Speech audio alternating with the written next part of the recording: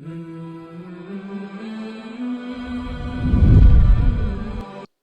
اللہ الرحمن الرحیم۔ شروع کرتی ہوں اللہ تعالیٰ کے نام سے جو بڑا مہربان نہایت رحم والا ہے۔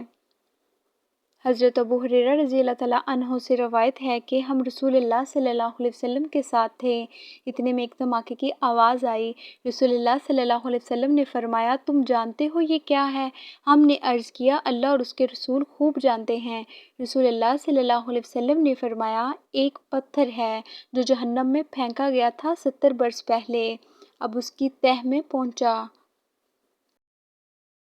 رسول اللہ صلی اللہ علیہ وسلم نے فرمایا، انسان کبیرہ گناہوں سے اجتناب کر رہا ہو تو 5 نمازیں ایک جمعہ سے دوسرے جمعہ تک اور ایک رمضان سے دوسرے رمضان تک درمیان کے عرصے میں ہونے والے گناہوں کو مٹانے کا سبب ہے۔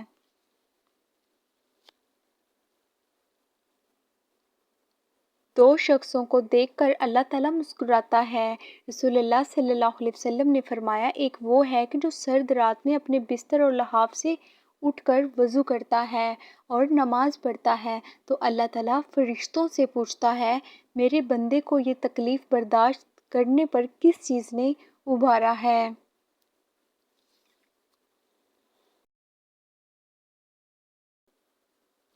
فرشتے جواب دیتے ہیں کہ تیری رحمت کا امیدوار ہے اور تیرے عذاب سے ڈرتا ہے۔ اللہ تعالیٰ فرشتوں سے فرماتا ہے، گواہ ہو جاؤ، اس کی امیدیں پوری کر دی ہیں۔